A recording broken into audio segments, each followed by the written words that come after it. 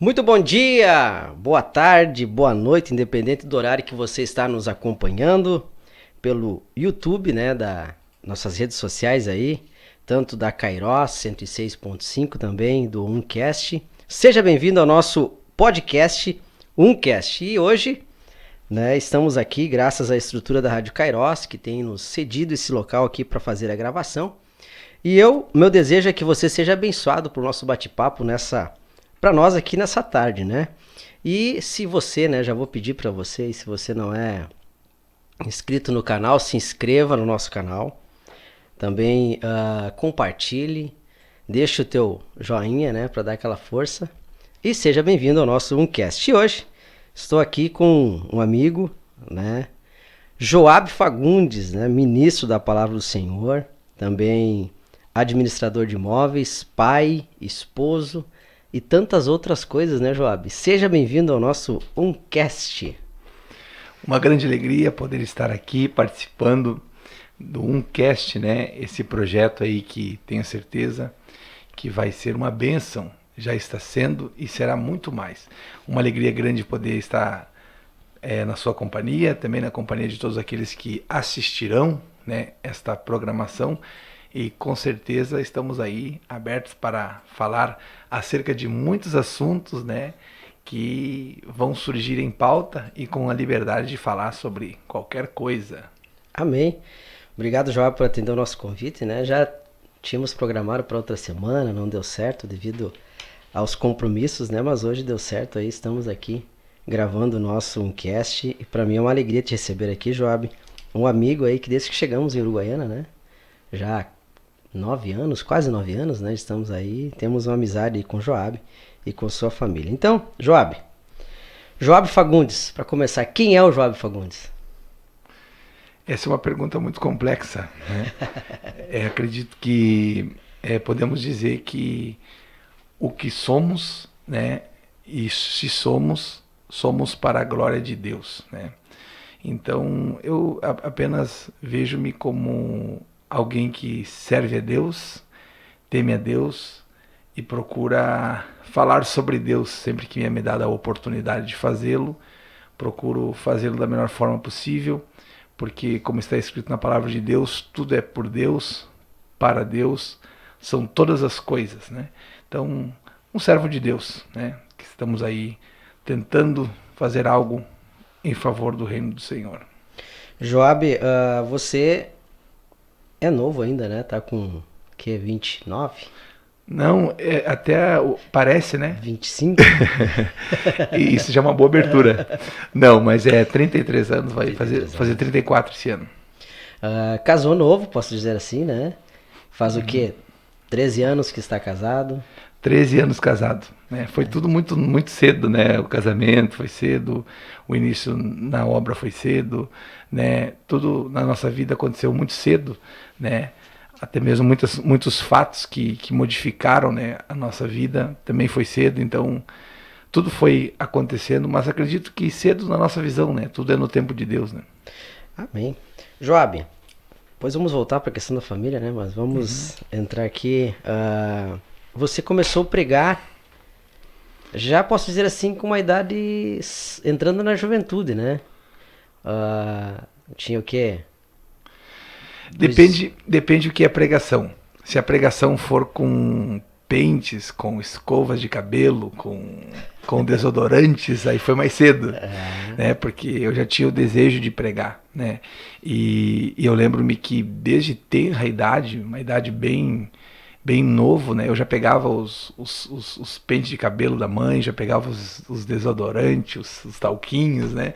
E fazia de microfone e ficava pregando na frente do espelho, às vezes sem espelho, né? Na época tinha webcam, né? Que era muito usada nos computadores antigamente, né? E eu ficava na frente do webcam ali e ali fazia muitas pregações. Então, essa pregação para mim mesmo, de mim para mim, começou ali pelos 10 anos, acredito, mais ou menos. Agora a pregação no púlpito, né, no altar de Deus, daí foi com 16 anos. 16 anos. E curiosamente, 16 anos foi também o ano que você perdeu do seu pai, né? Como é que foi essa perda, também o início, podemos dizer assim, do teu ministério? como é que foi para você lidar com o início de algo e também a separação com teu pai ali, né? Que teu pai veio a falecer. O ano de 2006 foi um ano muito marcante, né? Foi o ano das perdas, né? E o ano que a gente passou por uma dificuldade muito grande, né? Na questão familiar, né? E consecutivamente em todas as questões da vida, porque abalou as estruturas, né? O ano de 2006 começou com o meu avô paterno, no caso, que quando eu era criança eu ficava muito tempo com meus avós, né? Paternos, porque meu pai e mãe sempre foram muito envolvidos com serviço, trabalho, né? Então muito tempo eu ficava com eles, às vezes com a minha avó, a mãe da mãe também, mas a minha avó tinha muitos netos, né? E a minha outra avó só tinha eu, então eu ficava a maior parte do tempo ali. Então quando começou o ano, o meu avô paterno, que eu andava desde criança junto nas obras e tal, faleceu no comecinho do ano, no mês de março, né? E aí tivemos uma viagem para os Gileões com meu pai no mês de abril, e foi a última viagem. Foi uma viagem bem marcante, que muitas coisas aconteceram, né? Ele já estava doente e no próximo mês, no mês de maio, ele veio a falecer. Então perdi o vô em março, perdi o pai em maio, e depois mais ao final do ano ali foi a minha avó, né? Então foi uma sucessão, né, de perdas que para um adolescente, né, de 16 anos foi bem difícil de enfrentar, de digerir, de assimilar, né? De repente parece que a família toda estava se desmontando, né? E para quem nos conhece sabe que nós somos filho único, né? Então também não tinha irmão, não tinha irmã.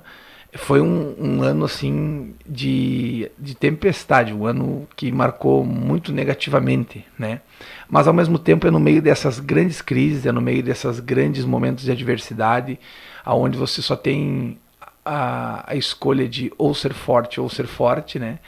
Que você precisa reagir, né? E no meio daquela grande situação adversa, das ondas adversas do mar revolto, né? Eu tive a escolha, né, de reagir no meio daquilo tudo, pedir ajuda para Deus, e ali começou, né, vamos dizer que uma nova vida a partir daquele ano, né, que no meio de todo aquele sofrimento eu também fiquei muito traumatizado com tudo aquilo que aconteceu, né, então várias vezes tinha picos de pressão alta, ia pro médico, né, várias questões assim que são mais psicológicas, né, que me afetaram por ser novo ainda e muitas perdas ao mesmo tempo, né? Então, mas Deus, naquele ano da maior dor também foi o ano que Deus usou assim para mudar o rumo, a rota, a direção da nossa vida, né? Não é fácil, né? Lutar com isso, né? E como tu disse, filho único também. Mas a família é grande, né? A família do teu pai, da tua mãe são família grande, né? O meu pai era filho único, né? A minha mãe já tinha 8 irmãos, né? Tinha vários primos por parte da minha mãe, tem vários primos, né?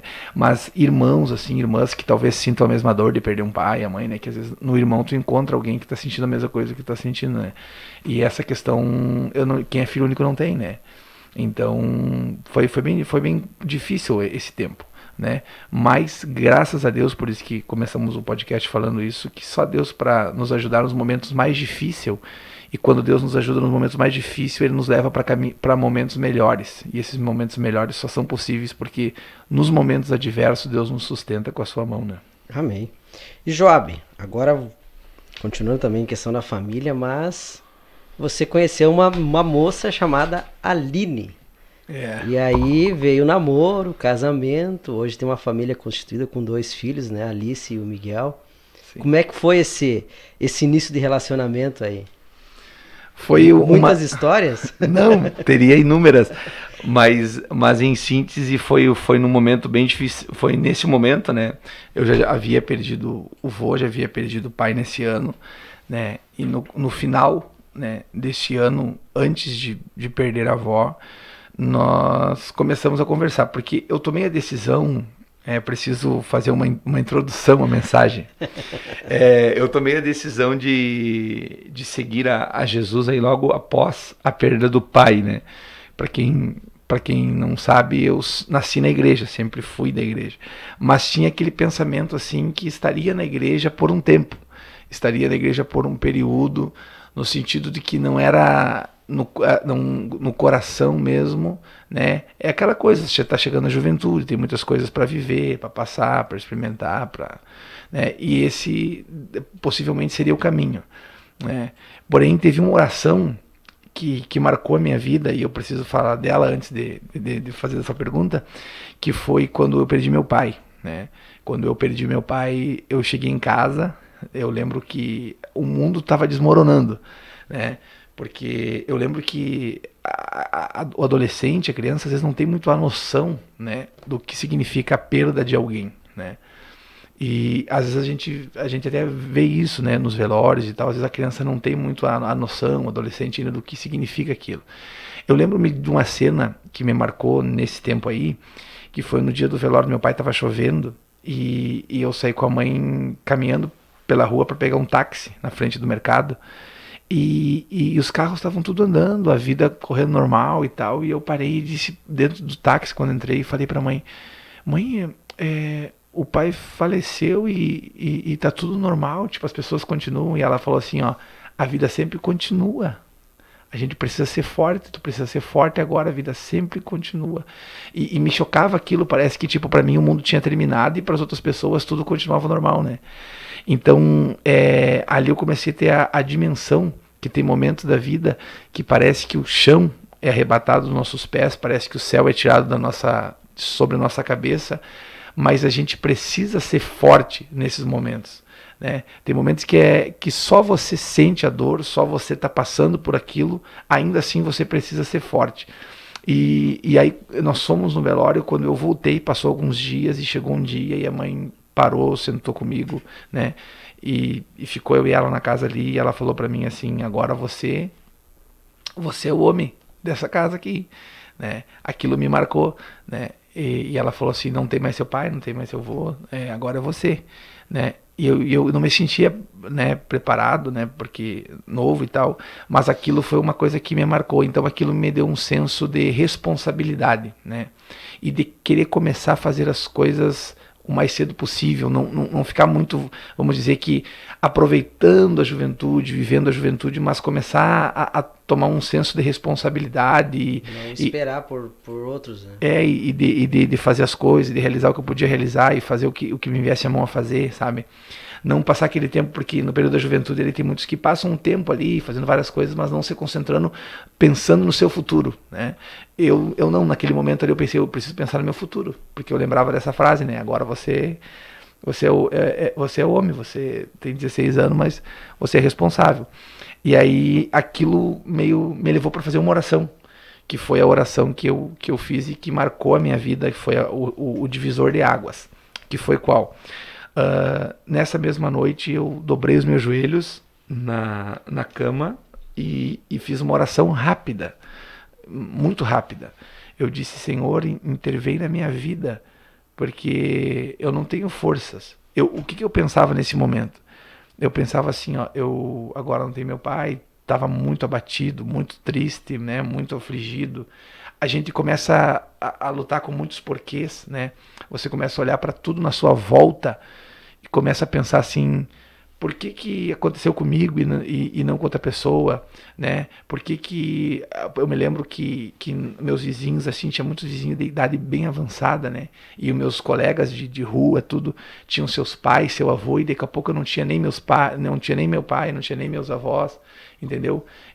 E por que comigo, né? E aí, isso aí era uma coisa que me afligia. E eu fiz uma oração, dobrei o joelho e disse assim, Deus, intervém na minha vida porque eu não tenho força para resistir isso. Orei num dia. No outro dia, eu estava na frente do computador e fiquei tonto. Quando levantei, não consegui firmar minha perna direita. Quando fui levar a mão na porta, não consegui com a mão. E me joguei num sofá que tinha na sala. E fechei meus olhos e fiz uma oração e na hora me veio aquilo que eu tinha orado na noite anterior. Deus, se tu tem um plano na minha vida, intervém na minha vida.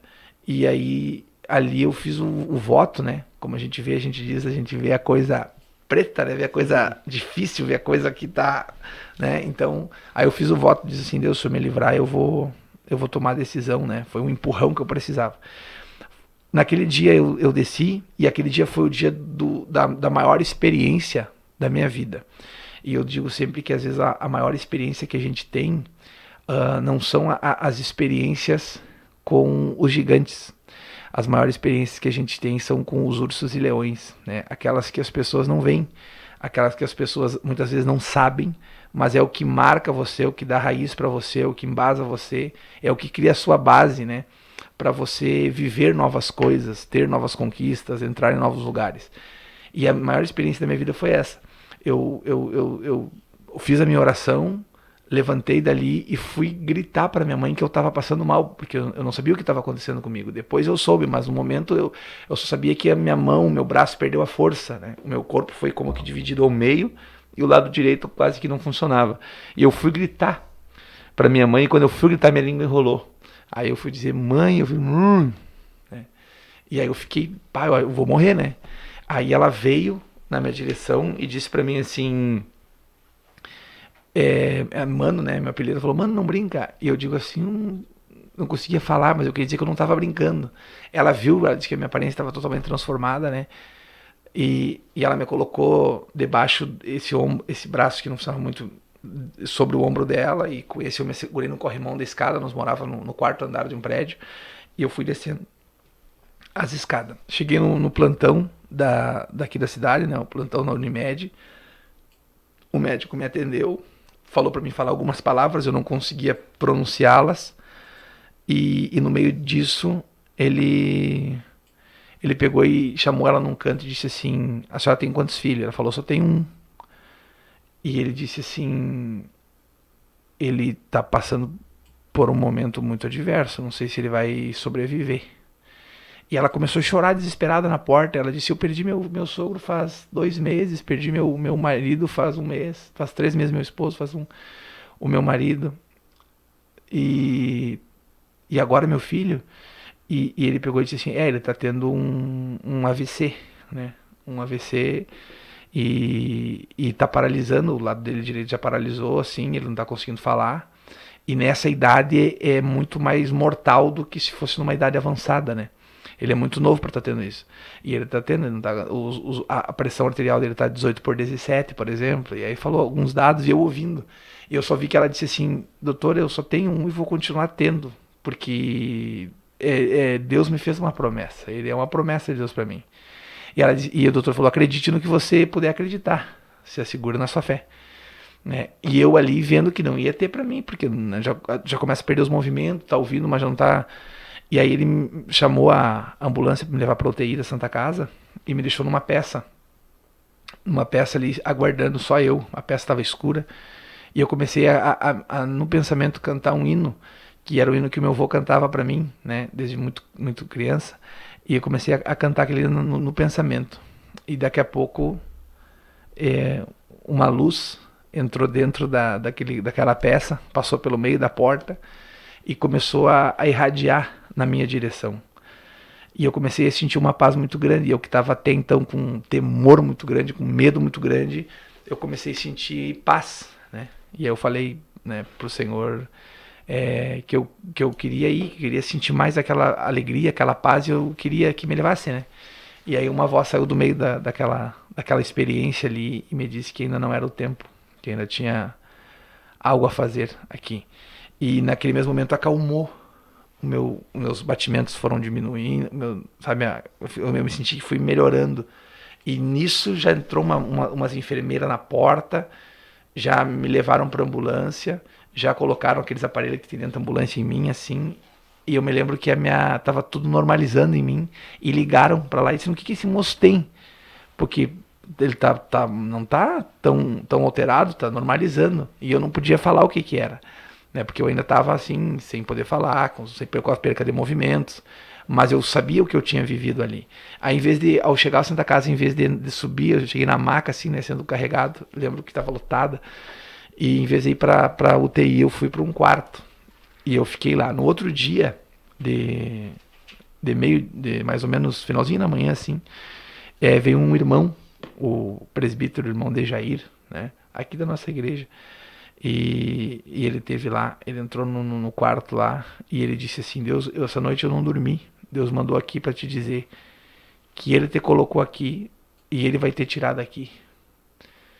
E para provar que é Deus, tu vai sair daqui, tu conta 5 dias e tu sairá daqui pela porta da frente, caminhando.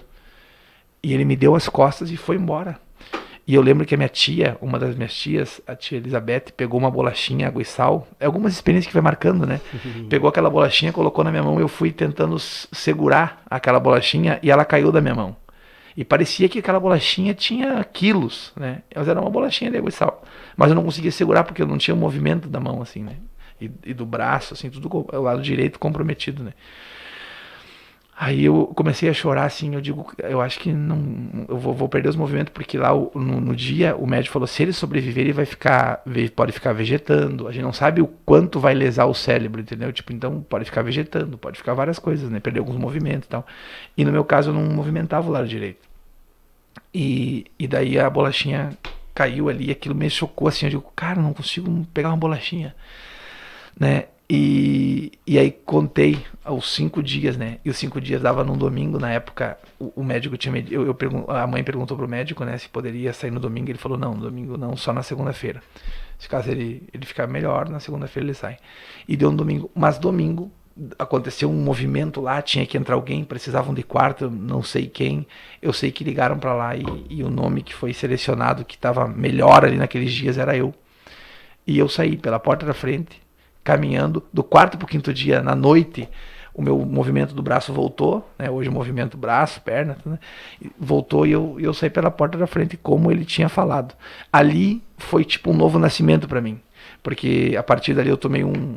Foi o divisor de águas pra ti. Foi tipo aquele momento de eu tomar minha decisão. Até então eu vivia na igreja, junto, tava nos cultos, vinha tal, mas eu não tinha me decidido. Ali eu me decidi, né? Tomei a decisão de servir a Deus. E aí vim pra igreja. Daí vim pra igreja e comecei a participar dos cultos de juventude, mas sempre muito envergonhado, muito tímido, isso aí é outro assunto, né? Mas fui me envolvendo, assim, aos poucos, fui vindo, e aí surgiu a Irmaline. Nesse contexto, daí surgiu, a gente começou a entrar no coral de juventude, né, junto e tal, e aí começamos a conversar. Quanto tempo de namoro? E já foi em 3 anos e alguns meses, né? Quase 4. Bastante, né? Pra namoro cristão. Não, foi bastante. Tinha que... Faz 13 anos. 13 anos de casado. E 2 filhos. Alice com... Alice tem 5, vai fazer 6. E o Miguel tem 3. Tem 3. Vai fazer 3. Joab, então, aí tá um pouco teu testemunho, né? Mas antes de nós entrar no outro assunto aqui... As histórias são bem amplas, né? Então, tipo, essa aí é a história dessa experiência, né? Que eu tive aí. Não, mas é bom porque muitas pessoas, quem sabe, conhecem o Joab do altar, né? Vê pregando.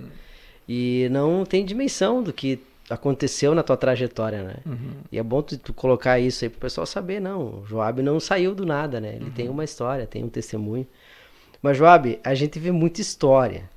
Os irmãos contam muita história do Joab. Né, que o Joab era um garoto levado, né? Tinha suas histórias na sua infância. É um pouco... Não... Tem uma história que eles contam que tu trocava as bíblias dos irmãos enquanto eles oravam ajoelhados. Isso procede ou é fake news? Sabe que tem coisas que a gente esquece, né? Tem coisas que a gente não lembra, né? E essa história aí, tem algumas histórias que até hoje eu escuto, mas eu não lembro de eu fazendo isso, na verdade, né? Eu não lembro, mas eu escuto. Por exemplo, agora umas 2 semanas atrás, né, nós estava lá em Novo Hamburgo, né, que teve aquela convenção, e nós estava lá, e eu encontrei o irmão, o pastor, né, pastor de Não Me Toque, o Diogenes, né? E aí ele me chamou assim e disse... Tu lembra quando tu contava até 100 no meu ouvido lá na igreja? Que eu dizia que tu chegava e começava a contar até 10, aí eu falava, deu, aí tu seguia até 20, até 30 e ficava contando. Eu digo, não lembro. Aí ele falou, tu lembra que tu pegava as borrachinhas, aquelas de dinheiro que tinha? Hoje nem tem o dinheiro, né? Aí vai ter muito menos a borrachinha. Mas na borrachinha, botava a bolinha e jogava na minha orelha quando ficava atrás de mim. Eu não lembro. Tu lembra que tu atava os cadarços quando os irmãos dobravam o joelho e desatava os cadarços e atava o cadarço no outro, quando os irmãos levantavam, estavam presos no banco, não lembro. Então, esse tipo de história eu vejo falar, mas eu não lembro especificamente. Eu acho que um pouco aumento, né? Mas alguma coisa, o que eu lembro? Eu vou contar uma história que eu lembro, que até foi engraçada. Essa eu me lembro que assim, foi uma marcante, né? Antigamente o tanque batismal da igreja era no térreo. E aí tava tendo culto de círculo de oração. E nós estávamos orando. E aí eu tava naquele guri, né? Eu tava ficando entediado ali, né? E aí eu me levantei assim, fiz a volta, entrei, o tanque de batismo naquele dia tinha batismo, então tinham tirado a tampa, né, do que tinha, né? Eu peguei umas britas na mão e comecei a jogar dentro do tanque. Mas joguei a primeira, a segunda e ouvi um grito que fez assim: "Ah, é tu!"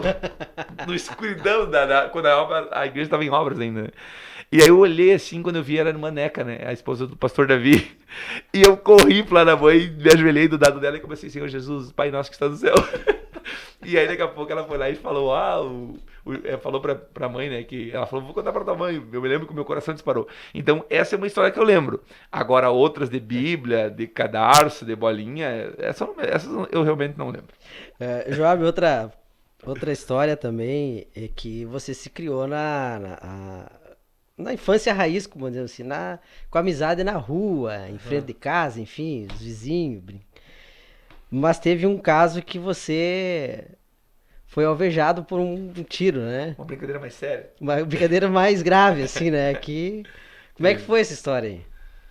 Não, é que assim, ó, o que acontece? Quando na época, eu tenho que me arrumar aqui. E quando começa a mexer com essas coisas assim, muitas coisas vão surgindo no passado, né? Essa história eu lembro, eu já tinha mais ou menos, eu acredito que em torno de uns 9 anos, né? É uma história até, assim, que até hoje sinto vergonha, né? Mas aconteceu, isso aí eu lembro. É que tu disse que nós poderíamos falar qualquer assunto, né?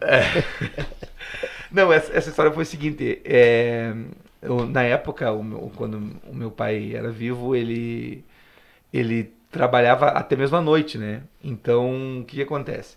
Nessa ocasião em específico, tinha um rapaz, né, que trabalhava, que fazia faculdade até em torno de 10h30, 11 horas, e depois da faculdade ele comia um lanche e tal, e ele ia lá pro escritório e ficavam fazendo processo até 1h da manhã, 2. Quem conhecia meu pai sabe que ele dormia 2h30, 3h da manhã e no outro dia acordava 8h, 7h30, né? Já seguia, então ele dormia muito pouco por dia. Eu era aquele menino que na infância eu era meio reprimido, eu ficava mais com a avó. E a minha avó, tudo assim, era uma situação assim, ó. Qualquer coisinha que eu ia fazer, não, Deus o livre, não faz isso. Não, tu vai ter machucado, não, tu vai. Então, tinha muito isso, né? E aí eu me criei assim, sempre muito assim, querendo fazer arte e não podia fazer, sabe? Então, quando eu podia, eu fazia artes sérias, né? Quando dava, eu acho que eu passava um pouquinho do ponto. Como, por exemplo, nesse dia. No caso desse rapaz, o que acontece? Eu ficava atrás das portas. Quando ele entrava, eu fazia aquele susto, bum, né? Ou às vezes pegava aquelas mangueiras, jogava nos pés dele pra assustar. Eu queria assustar. Só que nesse dia eu acho que o inimigo já entrou, já aproveitou aquele momento, né? Que eu queria, e aquele coração arteiro, aquela mente arteira, e disse assim: hoje tu vai fazer uma coisa mais séria. Né? Aí eu peguei um revólver de brincadeira que tinha lá, aqueles de criança. Quando ele chegou, parou na frente com o carro, eu botei aquelas jaquetas, sabe? Aquelas japonas antigas que vendia, que era japonão, né? Coloquei a capuz e já era grande, porque né, eu sempre fui um pouquinho maior do normal. Daí eu fui em direção a ele, olhei, ele estava dentro do carro conversando no celular, possivelmente era com a namorada. Eu bati com aquela arma no vidro dele e disse assim, ó: é um assalto. Na minha mente eu achei que ele ia sair do carro e ele ia levantar as mãos e tal, e eu ia dar risada, como muitas vezes dei, assustava ele, né? Uhum. E era isso. Ao invés disso, ele baixou o vidro e ele estava armado e começou a me atirar. E aí era tiros de verdade, não era festinha. Aí ele me deu mais ou menos, nem sei quantos, ele atirou, acho que 6 vezes, até enquanto tinha bala, ele estava atirando. E ali foi mais uma vez que eu vi o livramento de Deus, dentre tantos livramentos, né, que Deus nos tem dado, foi um livramento assim que só Deus, né, porque eu estava numa distância, assim, ó, do lado do vidro, ele baixou o vidro e começou a atirar. E eu não vi, eu só vi aqueles clarão no meio da chuva e fui dando ré. E os tiros vindo. Aí, essa história é engraçada, né? Daí eu corri assim, em direção à esquina, e o último tiro que ele me deu, ele me acertou no braço. Até eu tenho uma marca, né? Fiquei com uma marca. O tiro entrou aqui assim, e eu lembro do momento, era pra mim morrer ali mesmo, porque Eu tava correndo e olhando pra trás, assim, né? Corri e olhava pra trás. No momento que esse tiro me acertou aqui no braço, que eu tenho a marca que entrou aqui, saiu aqui na frente, foi o momento que eu olhei pra trás e olhei pra frente. E quando eu virei pra frente, o tiro entrou aqui assim e passou do lado da minha cabeça. Se minha cabeça tivesse estelada, eu tava aqui, né? Sim. E aí caiu, eu tastavilhei assim, tinha um montinho de areia, segui correndo, aí tinha um boliche na esquina ali, entrei no boliche. E até eu lembro que quando eu cheguei, tava dando um monte de tiro, as pessoas, né, o rapaz do armazém já pegou a arma também, né? Já ficou ali. E eu abro a porta com a arma na mão, o cara, não abro. Eu queria falar, abre, daí eu tirei o capuz, ele me reconheceu, né? Daí, porque na hora do alforramento não veio o coração a mil. E aí eu entrei ali e tal, e depois foram, aí o rapaz que entrou, né, no escritório lá, e aí o meu pai perguntou o que houve, né? E ele, tinha um cara querendo me assaltar aí, não sabia que o cara era eu, mas era brincadeira, né? Daqui a pouco a dona do estabelecimento ligou lá pro pai e disse, teu filho tá ferido. O pai se apavorou, não sabia, ele tinha acertado. Quando veio, a minha camisa tava toda banhada de sangue, né? E aí eu acho que eu fiz uma arte um pouquinho, né, fora do comum. Passou dos limites. Aí ele me pegou pela mão, meu irmão, e nós íamos correndo de volta pro escritório. No que eu tô, esse dia foi o dia assim, que era pra morrer. Quando eu tô montando o portão, né, do um dos vizinhos, ele não abria com o controle, ele abria com a mão. Ele veio com tudo assim, pra ver o que tava acontecendo, e levantou o portão e eu bati com a testa no portão. E aí... Aí abriu um buraco na minha testa. O inimigo tava furioso mesmo. E o óculos caiu no chão, né? O óculos caiu no chão, já quebrou o óculos, ele já ficou por ali mesmo e tal. E aí eu fui pro pronto-socorro. Eu lembro que quando eu cheguei no pronto-socorro, em seguida chegou a polícia e o rapaz da polícia disse assim, o que houve? E eu vi que eles conversavam entre eles e eu vi uma frase que me marcou, que eles disseram assim, ó, olha aí, ó, 9 anos já assaltando. Tipo assim, como é que ele falou? Essa geração tá vindo cada vez mais cedo, né? Mas eu sabia o contexto do negócio, não era uma brincadeira que eu ia fazer, mas só que era uma brincadeira que não se brinca, né? E aí entrei, quando eu parei na frente do doutor, ele me colocou aquela luz, né? Eu lembro que botou a luz e tinha um espelho na luz. E eu vi um buraco na minha testa e eu olhei pro doutor e disse, doutor, eu tomei um tiro na cabeça. E eu tava encucado com aquele buraco, né? E o doutor, não, isso aqui não é. Porque isso aí foi a batida do portão e eu bati com a testa bem no portão, né? Então ficou um buraco aqui dentro, ficou estranho, né? E eu digo, não, tô tirando o braço, não tem nada a ver com a cabeça. Aí, bom, depois eu saí de lá, eu lembro que eu voltei pro colégio, aí eu voltei todo costurado, né? Porque daí tinha um monte da batida aqui, né? O quatipóia aqui, né? Cheguei... E aí eu lembro que eu cheguei no colégio lá e o pessoal da época lá do colégio, né? Tudo saiu, né? Não, esse é o cara dos tiros, esse é o... É o perigoso. Aí me chamavam de perigoso lá na época, né? Porque foi um episódio que, com 9 anos, né? Imagina. Tá, mas foi tudo obra do acaso, né? Ou uma obra do inimigo numa mente fértil, né? Foi por aí. Joab, você é formado em administração, né? E trabalha também nessa área com administração de imóveis, né? Mas em algum momento da tua vida, você pensou em seguir a tua carreira profissional e deixar de lado a parte do teu ministério de pregação? Com certeza, né? Tipo, quando eu... Essa é uma questão também dessas mais amplas, né? Porque a nossa vida é meio um quebra-cabeça, né? Vai acontecendo as coisas e vai montando o cenário da nossa vida, né? Vai montando. E na questão dessa questão de serviço e de ministério que você abordou, é uma questão assim que foi por fé, sabe? Foi por fé. Por quê?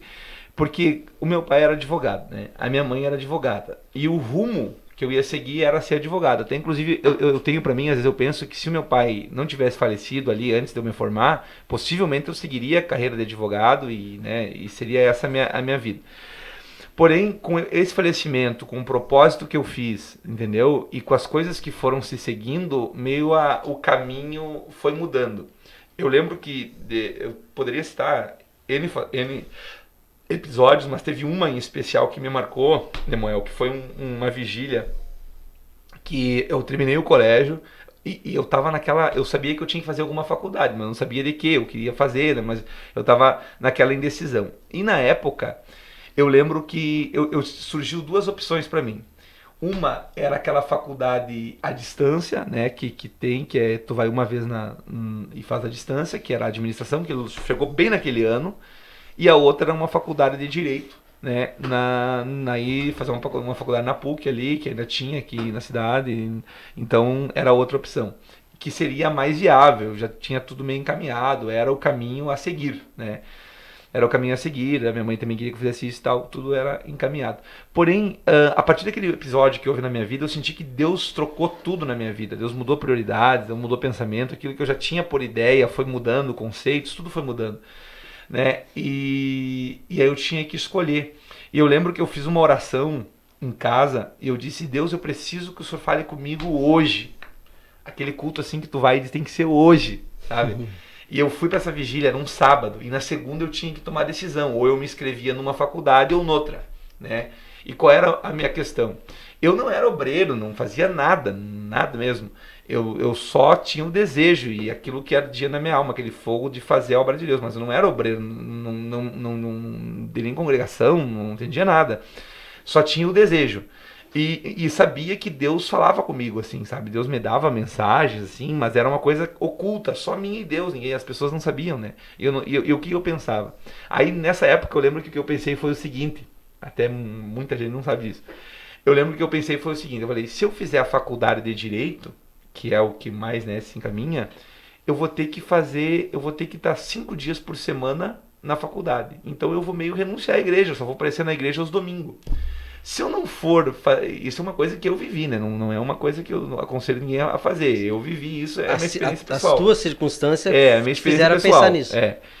A minha experiência pessoal foi essa. Aí eu pensei assim, Deus, se eu fizer essa faculdade todos os dias, eu não vou poder ser de uma congregação, começar a ser um obreiro de uma congregação, começar a dirigir culto, fazer alguma coisa, de forma que os irmãos, alguém me veja e eu me seja um obreiro, que eu queria ser um obreiro, né? Se eu fizesse a faculdade. Se eu fizesse essa outra, que é uma vez por semana, e ela na quinta-feira, aí eu tô livre, porque daí durante os dias eu posso, na época minha congregação era Vila Júlia, né? Eu posso ir na congregação, eu posso, daqui a pouco os irmãos me dão uma oportunidade e Deus me abençoe, eu vou virar um obreiro. Aí eu tinha esse desejo de virar um obreiro, entendeu? E imagina, olha a escolha que eu tinha que fazer. Que idade tu tinha nessa época? Eu tinha 17 anos. 17 anos. E eu tinha que fazer essa escolha. E eu peguei e falei assim, eu disse, Deus, assim, ó, teoricamente é uma escolha louca, assim, entre a fé e a razão, né? Mas eu peguei e falei, eu preciso tomar uma decisão hoje, sabe? E eu vim para essa vigília, fiz essa oração e vim para essa vigília.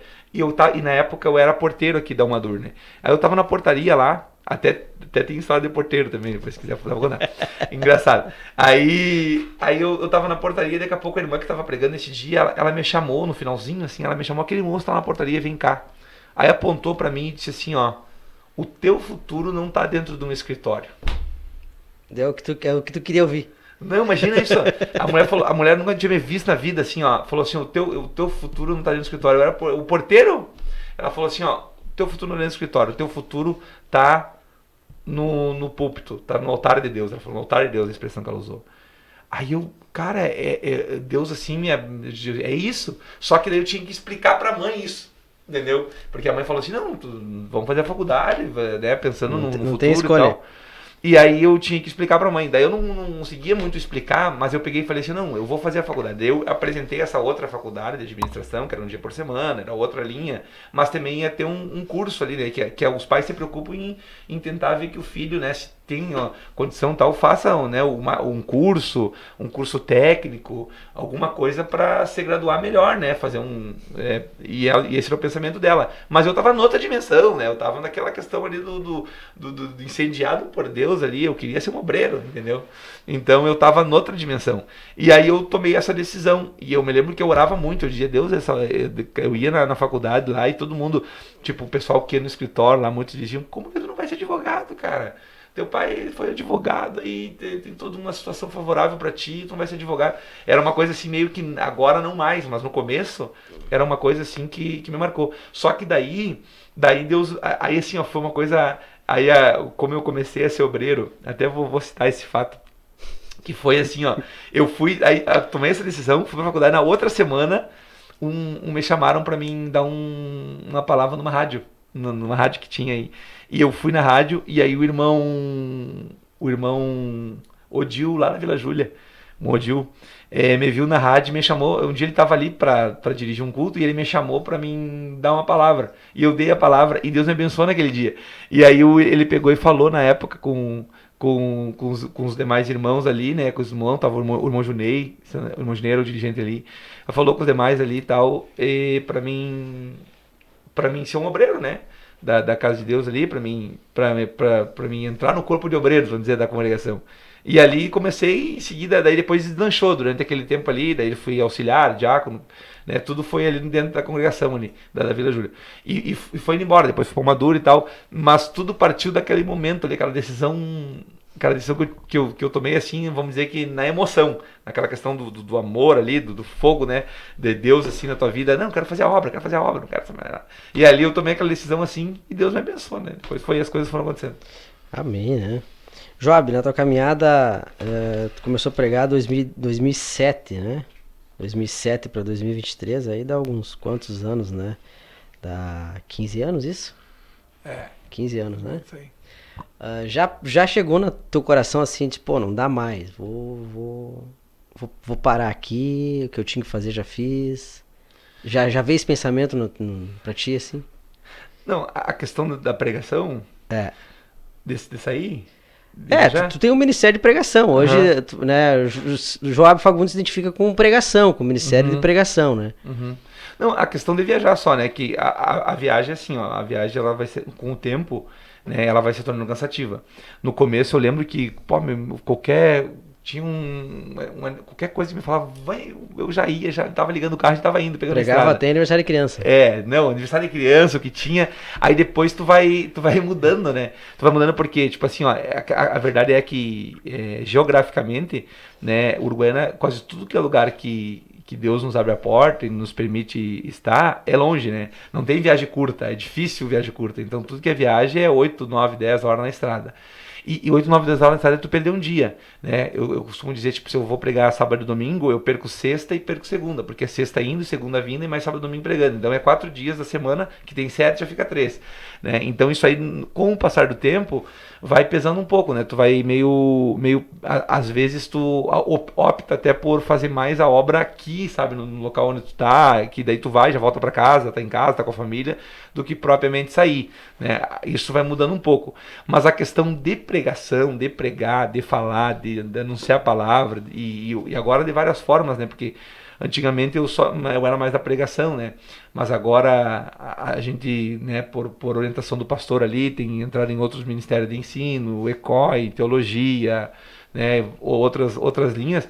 Então, tipo assim, a gente vai se envolvendo com isso. E isso eu tenho esse amor pela palavra de Deus, entendeu? Porque eu falo às vezes com alguns amigos, né, que são pregadores também. Eu gosto, na verdade, de estar estudando. Eu gosto de estar pregando, mas parece que o estudo é o que mais me move do que propriamente a pregação. Eu gosto de estar estudando, descobrindo, sabendo, entendeu? Pegando um tema, um texto e querendo descobrir, escafunchar aquele texto ali, ficar dias até descobrir alguma coisa que eu ainda não sabia, entendeu? Então essa parte, não, isso aí é como se fosse no começo, entendeu? Não mudou. Esse fogo por pregar... Chama continua. Não, essa aí continua. O que cansa um pouco é a questão da logística, né? A questão assim de ficar na estrada, e daí tu viaja, e perde dia. E a gente perde muita coisa também, né? Às vezes dias com a família, às vezes coisas que teria que fazer e não pode fazer. Às vezes, eu lembro que teve uma época, irmão Lemuel, que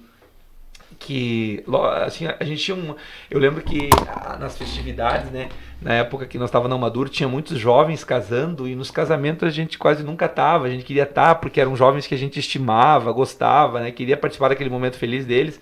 E a gente estava, e normalmente é final de semana, então a gente estava sempre na estrada, sempre pregando, não podia estar, né? São coisas que a gente vai se privando, né? E essas coisas assim a gente sente um pouco. Mas a questão da pregação, nunca pensei. Eu sempre pensei em pregar enquanto tiver a oportunidade de pregar, vou estar pregando. Amém. Joab, em 2018 foi a primeira vez que tu teve nos Gideões ministrando. Eu acredito que todos os pregadores, tanto os mais antigos no ministério, os mais novos, é um dos eventos de congresso que tem o desejo de estar. Né? E você aí, depois de 11 anos pregando, né, você chegou aos Gideões. Como que foi para ti essa experiência? Foi uma caminhada, né? Foi uma caminhada longa, e eu vejo assim que foi um momento. A vida tem alguns momentos que marcam, né? Eu falei que o momento que mais me marcou foi o momento ali da minha decisão por Deus, porque foi um momento de vida e morte. Então, tipo, ali eu poderia ter ficado ali naquele dia, né? Então marcou muito. Mas a questão dos Gideões foi uma questão também assim muito acentuada, que muito me marcou. Por quê? Porque, como você disse, primeiro tem aquela questão assim que quando eu comecei a me envolver com o ministério, eu comecei vendo os DVD dos Gideões. Então é uma coisa que tu vê, mas é uma coisa muito longe, muito distante, praticamente impossível. Aí depois Deus começa a falar que vai fazer na tua vida, tu vai aqui, vai ali, Deus levanta um profeta, outro, e aí tu começa a tentar ver caminhos, né? Mas eu aprendi uma coisa, evangelista Manuel, que no momento que Deus te promete uma coisa, é um cenário. No momento que Deus vai cumprir aquilo, o cenário é outro. Então tu não tem como entender o que Deus vai fazer daqui 10 anos, porque tu não tá lá, tu tá aqui, entendeu? Quem tá lá é Deus. Esses dias eu falei na Tarde da Bênção, né, naquele salmo, o Senhor é meu pastor e nada me faltará. É um salmo muito, muito simples, muito conhecido, mas que o salmista fala sobre isso. Ele fala, faltará está no futuro, ou seja, o salmista está no presente, mas crê que Deus está trabalhando, projetando o seu futuro. Quando ele chegar no futuro, Deus já vai ter trabalhado por aquele futuro, já vai ter preparado o ambiente para ele viver aquele que hoje é futuro e será presente. Então, assim, ó, nas promessas de Deus acontece a mesma coisa. Eu tentava olhar um meio daquilo acontecer e eu achava assim que não tinha como, era impossível. Eu lembro que quem acendeu esse desejo dos Gideões e de participar, de estar lá, não de pregar, mas de ir lá, foi meu pai. O meu pai foi a primeira vez com minha mãe no ano de 97. E depois ele foi até o ano de 2006, praticamente todos os anos. E na maioria dos anos eu fui junto. Então ele tinha aquele negócio de missão e de se envolver. E ele amava esse trabalho, gostava do pastor Cezino e tal. Então, tipo assim, ó, foi ele que acendeu essa chama em mim, né? Eu era criancinha, eu lembro de eu ouvindo as mensagens lá no telão e chorando, assim, né? Ouvindo o pastor Gilmar Santos, o saudoso pastor Luiz Antônio, né? E eu via aqueles homens pregando assim, eu chorava assim, né? Sentia um negócio diferente, né? E às vezes no meu coração eu dizia assim, eu quero ser alguém assim, né? Eu quero pregar assim e tal. Eu tinha aquele desejo. E aí o que acontece? Teve uma vez que o pastor Luiz Antônio estava pregando no ginásio e eu estava lá no fundo. E eu fechei meus olhos assim, eu disse para Deus assim, Deus, eu quero pregar aqui um dia, né? E eu lembro que o pastor Luiz Antônio parou assim de pregar em seguida e ele disse assim: Deus ouviu a oração de alguém que tá lá no fundo, que tinha uma parte alta no ginásio, lá no fundo, né? E alguém. E no meu coração, ele não falou meu nome, não apontou pra mim, não tinha como, é muito longe, né? Mas eu senti que Deus tinha ouvido a minha oração. E eu senti aquilo como uma confirmação de Deus pra mim, que Deus tinha ouvido a minha oração. Então eu cria que aquilo aí iria acontecer, embora não visse como, não visse meios. Mas as coisas foram acontecendo, né? Eu preguei numa extensão aqui perto de Uruguaiana, entendeu? Dos Gideões. Aí depois me chamaram numa extensão dos Gideões lá em São Paulo. Depois me chamaram em outra extensão em São Paulo. E aí nessas extensões, na época, eram meio os lugares onde vinham os pregadores, né? E aí vai surgindo as oportunidades. Aí tu vai lá, tu vai aqui, daí Deus te usa. Depois tu vai ali, Deus abre uma porta. E assim vai indo. Até que no ano de 2018... surgiu esse convite que também foi muito marcante, né? Eu lembro que em mais ou menos abril, na época eu estava na Almadur, né? E mais ou menos em abril ali, eu fui num congresso e Deus falou para mim assim, ó, que era tempo de deixar um trabalho, porque Deus estava me chamando de volta para pregação, para o Ministério da Pregação. E eu não imaginava, porque eu gostava muito de trabalhar com jovens ali, tinha bastante envolvimento e tal, mas eu lembro que Deus falou isso para mim. E foi muito marcante. E eu vim e falei com o pastor, né, sobre isso e tal. E o pastor, não, eu vou orar. A princípio não, até ele me disse, mas eu vou orar. E aí depois ele orou e me liberou, né, falou que poderia sair e tal. E aceitou, né, aquilo que eu havia pedido para ele. No momento ele não aceitou, mas depois ele aceitou. E assim, ó, isso foi em abril, eu falei, em novembro, saí da Madura, e em dezembro chegou o convite do Gideões. Às vezes eu fico pensando, né? Eu tinha parado, quando eu parei para voltar para Madur, foi uma coisa que, tipo, era uma loucura. Porque vários pastores que eu já pregava antes, né? Falavam para mim assim, se tu vai trabalhar num departamento, tu vai ter que parar com as tuas agendas. Isso é loucura agora que tu tá desenvolvendo. E eu parei por 3 anos e meio. E para voltar, uma coisa que tu para é difícil. Tudo que tu tem que voltar, é muito difícil tu voltar. E aí eu pra poder voltar como voltou, só os Gideões mesmo, né? Aí mas foi tudo no tempo, porque abril Deus falou comigo, falei com o pastor, novembro será maduro, dezembro veio o convite, e aí em abril do outro ano nós pregamos lá nos Gideões e Deus realizou essa promessa na nossa vida, né? Então foi tudo um caminho assim que Deus sempre está no controle, e essa é a chave, né? Deus sempre está no controle. A vida é feita de fases, você vai vivendo cada fase, mas sempre colocando que a vontade de Deus seja a prioridade na sua vida, crendo que Deus sempre tem o melhor para nós, né? Às vezes, o nosso melhor, né, que nós pensamos ser o melhor, não é o melhor, mas Deus, o melhor de Deus realmente é o que melhor pode acontecer para nossa vida, né? Amém. 2019 também pregou nos Gideões, né? O segundo ano. Mas 2018 aconteceu algo curioso, né? O inimigo tentou se lançar novamente. Minutos antes de você entrar a pregar, você perdeu a Bíblia. Não, ó, eu digo assim, ó, tem coisas que acontecem que às vezes, sabe, eu não sei se é contigo assim, mas tem coisas que acontecem e eu digo, cara, eu acho que acontece só comigo, isso não é possível, cara. Eu tava, imagina... Depois eu vou cantar outra, né? Nesse dia foi uma coisa extraordinária. Vamos relembrar aqui esse dia. O pastor Leandro foi nesse dia, o pastor Isaac foi, o irmão Almiro foi e o irmão Alceu, acho que foi também, o irmão Alceu foi, a mãe foi, o Claudenir, meu padrasto foi, eu e tal. Tinha uma comitiva lá, né? E eu tava muito nervoso nesse dia, porque foi a primeira vez, assim, é uma coisa assim, é uma oportunidade que tu espera por anos e são 40 minutos, né? E esse é uma questão dos pregadores, né? Às vezes tu te prepara um tempão para 40 minutos, é ali. E eu tava muito ansioso, nervoso, e eu sentei do lado da Aline, essa aí é uma história. Aí eu fui lá dentro para resolver umas questões de cadastro, de nome, que tinha que dar uns dados lá e tal. E deixei a Bíblia do lado dela. Ela disse que ela não ouviu eu falar isso. Ela levantou e ficou a Bíblia ali. Quando eu voltei, eu disse, amor, a minha Bíblia. E ela disse assim, que Bíblia? Poxa. E o meu esboço dentro da Bíblia, e o esboço do meu pregador é aquela assim, ó, a tua certeza ali, né? Se tu esquecer de tu na hora de um branco, tu olha pro esboço, né? Aí eu digo, não acredita ali. A minha Bíblia. Aí eu lembro como se fosse hoje. O pastor Leandro me olhava lá do púlpito, o Isaac e outros me olhavam assim, ó, que tava na hora de pregar, e o pastor que tava dirigindo o culto olhava pra mim assim, dava um cantor e fazia assim pra mim, ó. E eu sem a Bíblia não vou, e ali ele falou assim, ó, Joab, vai lá pregar, Joab, tu tem que pregar, tem que subir lá, tá chegando a hora de tu pregar. E eu disse assim, meus bolsos eu não vou. E aí aí eles desceram de lá, e aí começamos a procurar, imagina, o queijo procurando no meio dos bancos do pavilhão dos Gideões, assim, uma Bíblia preta escrita Plenitude, de Joab, não viu? E procurava por tudo, assim, ó. Aí era mais ou menos uma força-tarefa de uns 8 procurando a Bíblia no pavilhão. E aí lá nas cansadas, uma irmã tinha pegado a Bíblia e guardado lá num lugar lá. Peguei aquela Bíblia, mas foi só pegar a Bíblia, até aparece no vídeo. Eu pego a Bíblia, sento na cadeira e o pastor já me chama pra pregar. Pode passar aqui. Aí eu, poxa, foi uma situação assim que até no momento ali, tem luta sempre, até quando não. Mas a questão da Bíblia não é só os Gideões, né? Você também foi pra uma agenda e esqueceu a Bíblia, né? Isso eu lembro.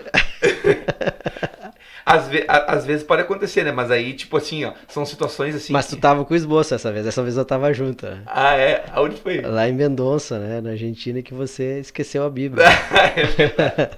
Mas tinha o esboço, verdade, né? Verdade. Joab, alguma mensagem que Deus te deu e que você, no momento que você criou teu esboço ali, que você olhou e disse assim, ó, pá, essa mensagem aqui é incrível. Ah, teve algumas, tipo, a mais conhecida, que se tornou mais conhecida, talvez não seja a que eu mais fui impactado, né? A que se tornou mais conhecida foi essa da Promessa Marca Aprovação, que é a dos Gideões, né, do 2018. Então, essa aí se tornou, tipo, até vários lugares que a gente chega, assim, pra pregar, sempre estão falando, né, sobre isso aí. Chegou a Promessa Marca Aprovação, né, lembro. Mas algumas mensagens, assim, que Deus vai dando pra gente são diferentes, né. Eu costumo dizer, até no curso do ECOI, eu falo pros irmãos e tal, a gente está sempre estudando. Por exemplo, o pregador ele tem que estar sempre lendo, tem que estar sempre estudando, está sempre formando uma mensagem, entendeu? Hoje mesmo, Pela manhã eu já comecei a desenvolver um tema, né? Pela manhã eu tava andando com o carro lá e me veio uma ideia e eu já comecei eu tenho o costume de até aconselho os irmãos do Decoy. Quando vem assim tem que anotar. E a Aline entendeu isso, e às vezes, a Aline é uma parceira mesmo, assim, ela compreende muitas coisas que às vezes parece loucura, né? Às vezes eu tô conversando com alguém, assim, ó, e daqui a pouco vem os estalos, assim, sabe? De uma mensagem, tipo uma coisa que eu li, assim, não tinha entendido, daqui a pouco do nada. Aí eu saio pra um canto, pego o telefone e começo a falar no telefone, aí a pessoa pergunta o que houve com ele, né? Aí ela diz, não, deixa ele tá anotando as mensagens. Tá recebendo. Então ela compreende muito isso, eu faço muita questão, anotação, eu saio procurando às vezes eu tô sem bateria, eu pego o telefone dela e mando ali porque eu não posso esquecer, porque se eu não na hora, depois eu esqueço, né? Mas algumas mensagens, normalmente aquelas que vêm assim de uma forma inspirada, assim, que vem o sopro, assim, elas são marcantes, né? Porque são umas revelações assim que tu às vezes desce uma par, que eu digo desce, que eu digo parece que vem assim, abre a visão assim, né? E vem às vezes toda a mensagem, entendeu? Por exemplo, essa da promessa maior que a aprovação, aquela outra lá que eu peguei um dia na tenda que o está consumado, a outra da Sunamita de Salomão, várias foram mensagens assim que meio tipo me veio toda a estrutura da mensagem. Depois tu vai estudar alguns pormenores, conhecer mais alguma coisa acerca daquilo, mas a estrutura de introdução, desenvolvimento e conclusão da mensagem, ela vê meio assim, tipo, eu encaro como duas coisas. Primeiro é um presente que Deus dá, né? Tipo, é um presente que Deus dá umas mensagens, porque o que marca mesmo são as mensagens, né? Tipo, o pregador sem a mensagem ele não é nada, ele precisa da mensagem, né? A mensagem que é o que vai marcar a pessoa, né? Então, tipo, a mensagem, às vezes, elas são uns presentes de Deus, assim, que Deus te dá. E outra coisa também, às vezes são mensagens também rema, né? Revelações rema, proféticas, né? Que se tornam, assim, às vezes, um marco no ministério da pessoa, entendeu? Tem mensagens, assim, que Deus me deu, assim, e eu guardo com muito amor, muito carinho, e toda vez que eu leio essa mensagem de novo, ou que eu vou pregar essa mensagem uma outra vez, sempre surgem novas coisas, e são mensagens, assim, que marcam, assim, e que, pra mim, são mensagens, assim, que se eu ver elas 10, 100 vezes, sempre que eu vou assim sentir o peso da revelação, né, do espiritual que há naquele sermão, entendeu? Então, marcam bastante, né? Job, na tua caminhada você já pregou em várias igrejas e inclusive a gente já teve a oportunidade de ir a alguns lugares contigo, mas já teve assim algum lugar que você foi pregar, ministrar e tipo você olhou assim depois no contexto geral assim, pá, o que Deus fez hoje aqui foi algo sobrenatural, né? Surgiu testemunhos ali daquele momento que tu teve ministrando, enfim. Eu sei que tem vários testemunhos, né, da tua trajetória aí, dizendo agora ministerialmente, né? Mas teve algum lugar tipo assim, pô, esse lugar aqui me marcou, vou guardar no coração. Teve muitos, como tu falou, a vida, né? Jesus disse assim, ó, os sinais seguirão os que crerem. Então, assim, ó, eu sempre, no nosso curso, né, do ECOI, eu sempre digo assim, ó, o pregador ele tem que pregar com a expectativa que algo vai acontecer. Jesus trabalhava com expectativa. Toda vez que Jesus ia a algum lugar pregar, ele ia com expectativa que alguma coisa ia acontecer, né? Não se sabe o que, tu não tem controle sobre o que vai acontecer, mas tu tem que orar e crer que algo vai acontecer. Isso eu aprendi muito cedo. Eu sempre desde o começo, eu sou assim, ó, eu começo a pregação, mas a qualquer momento eu posso não terminar aquela pregação, alguma coisa, eu sou pentecostal, entendeu? Eu sou da linha assim, ó, que Deus em qualquer momento pode alguma coisa acontecer ali que pode mudar o rumo do culto, de tudo, entendeu? Então, eu creio muito nisso. E eu sempre vou na expectativa que algo aconteça. E às vezes até a gente vai pensando numa coisa e Deus leva para outro lado. Tu vai pensando em orar por cura e Deus leva para batismo no Espírito Santo. Enfim, as coisas são muito assim, variadas. E já aconteceu N situações que me marcaram, né? De curas, libertações, várias coisas. Mas assim, ó,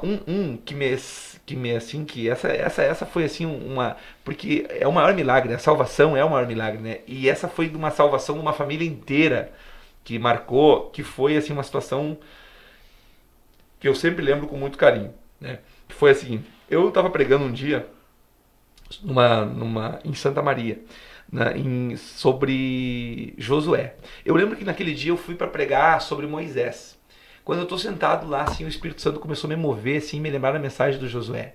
E foi uma coisa assim meio, sabe, às vezes acontece, às vezes a gente até fica lutando porque tu estuda 1, 2 semanas para pregar uma mensagem, chega na hora, Deus troca, e tu diz, poxa, estudei todo o tempo para uma, né? E às vezes acontece, né? E aí tu fica aquela sensação que tu perdeu o tema, tu não perdeu, tá? Uma mensagem, tu tem uma mensagem, só que não era para aquele momento, né? Então acontece. Nesse dia aconteceu isso, eu me lembro que eu estudei para ir para esse congresso e tal, quando cheguei lá, trocou, preguei sobre Josué. No que eu tô pregando, daqui a pouco entra um moço gritando no meio da igreja, gritando assim, e disse, eu preciso, eu preciso, eu preciso. Até parecia um teatro, uma peça teatral, uma coisa fora do normal. E ele vinha assim com a carteira de motorista na mão. E ele me deu, e eu estava encerrando a pregação, e ele me deu, e chorava, ele não falava, eu falei, irmãos, fiquem de pé, pedi para a igreja ficar de pé, né? E que eu já estava encerrando. E aquele moço gritava muito, chorava, soluçava alto, assim, né? E eu disse assim para ele, o que que houve? E ele não conseguia falar. Aí eu olhei para, na hora, quando ele me deu aquela carteira, eu digo, no mínimo ele quer oração pela carteira de motorista, porque muitas igrejas têm esse hábito, né, de orar por documento, enfim. De repente ele precisa de uma oração. Eu pensei isso. Daqui a pouco, um pastor que conhecia ele desceu. E aí o pastor trouxe ele para cima, pegou o microfone na minha mão e contou o que tinha acontecido com aquele moço. E o que aconteceu com aquele moço foi algo que me marcou. Aí os irmãos devem estar se perguntando o que houve. Eu vou contar. Ele contou para o pastor que ele tinha planejado tirar a vida dele naquele dia. Aí ele pegou a esposa dele, os filhos dele, e naquele dia tinha um aniversário de criança, que era na rua da igreja. A igreja ficava num alto, assim, num monte. E ele deixou os filhos na festa, deixou a esposa, entrou no carro e acelerou naquela rua. E bem no final da igreja, era no monte, tinha uma volta. E ele ia tocar e ia cair lá embaixo no precipício. E ele acelerou aquele carro para tirar a vida dele. E aí diz que uma quadra antes ali o carro se apagou, o carro desligou e foi no embalo. E foi no embalo até a frente da igreja e parou bem na frente da igreja. E aí ele com raiva, ele disse assim, ó, eu nem para morrer sirvo, porque estava dando tudo errado na vida dele, que o diabo botou que ele tinha que tirar a vida dele. Ele nem para morrer sirvo, aí ele saiu do carro, abriu a porta, abriu o motor e foi mexer ali, o que tinha naquele carro, que ele queria se jogar naquele precipício, que era logo depois da igreja, e ele não conseguia, e ele tá ali mexendo, daqui a pouco ele tá ali, e diz, não consigo nem me matar, por que eu não consigo tirar minha vida? Batendo boca na frente da igreja, eu não vi nada disso. E aí ele diz que nessa hora, a frase que saiu lá dentro da igreja, no caso eu estava pregando, foi, Deus tem um plano na tua vida, Josué. E aí ele disse assim, e aí o pastor falou assim, ó, Joabe, olha a carteira dele. Eu olhei assim, dizia Josué, de alguma coisa, o nome dele era Josué. Ele disse que aquela frase entrou como uma flecha no coração dele, e por isso que ele entrou dizendo assim, ó, eu quero, eu preciso, porque ele queria aceitar Jesus. Naquele momento ele entendeu, porque ele falou assim, ó, por que nem me matar eu posso?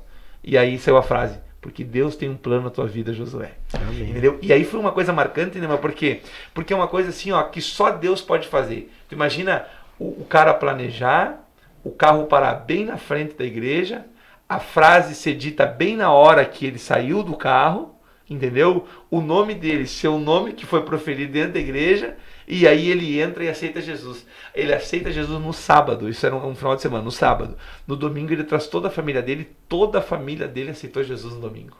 Entendeu? Então foi um final de semana assim que uma família, ele, a mulher dele, uns 2 ou 3 filhos que ele tinha, todos vieram para Jesus. Então foi uma coisa assim que me ficou impactado, assim, porque foi uma coisa que só aquele tipo de coisa assim que é muita coisa para dar certo, para juntar o todo. Mas quando Deus quer fazer, ninguém pode impedir, né? As coisas acontecem.